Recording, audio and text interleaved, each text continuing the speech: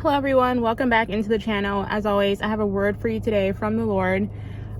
So really what it's about is to take a tally of who's in your life right now and really pay attention to how they are and how they react when you're up, when you're doing well, when you're receiving blessings from heaven, and when maybe you're down, right? When maybe the Lord is taking you through a season of testing, like Job. I'm reminded of Job and how his wife said, you should just curse God and die.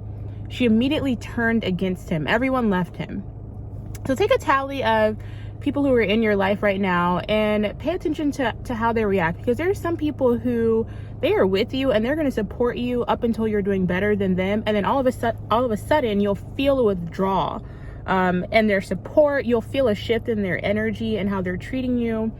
So there are some people who they're with you and they support you up until you are doing better than them, because in their mind they've placed you in a box. They've placed you in a box and they have never expected you to move outside of that box. When people categorize you, I need you guys to understand something. When people categorize you, when they first meet you, they put you in a category. And what that means is that they've already made up in their mind that you were a certain way, and that's all you're ever going to be. So the second you decide to go to your next level of glory in God, the second you decide to move outside of the category that they've already placed you in, right? Because you're constantly growing, you're constantly evolving like the Lord said that you should. And as the Lord blesses you, you're going to new heights in the Lord. You're going to glory. That's what's happening. But they place you in a category. And so the second you decide that you want to go to new heights and new levels in the Lord, and the second the Lord decides that he's ready to bring you up higher within the kingdom, he's ready to bless you with more, then they withdraw their support. Then you feel a shift in how they're treating you. Then you feel a shift in their energy. And it's because they are with you and they support you up until you're doing better than them, or up until you moved outside of the box they put you in, the category they put you in. Now, reminded of, and I think it's so funny because the image that the Lord brought to mind, it's a very popular one that everyone talks about in the arena of like sports, how the goat is like on the mountain. Have you ever seen a goat climb a mountain? They love to climb mountains. Google it, by the way. They don't fall off. And so what the Lord is saying is that you are the goat. Like, you're the goat. You don't fall off, because he's got a special covering over you, and people are watching you.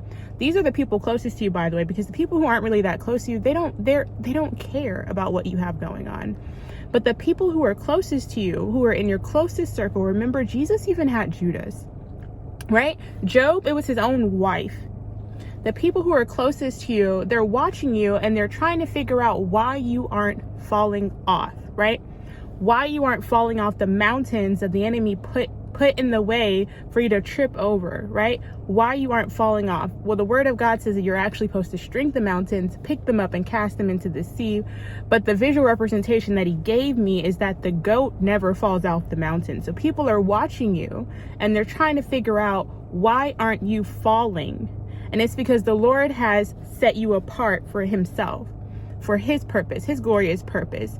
And the thing that just baffles me every single time about people who categorize people and they get kind of upset when they move outside of, the category they put me in, is that they never think to themselves, maybe I should ask them, how they're able to do this. Maybe I should figure out how to get closer with the Lord so I can have the same grace over my life.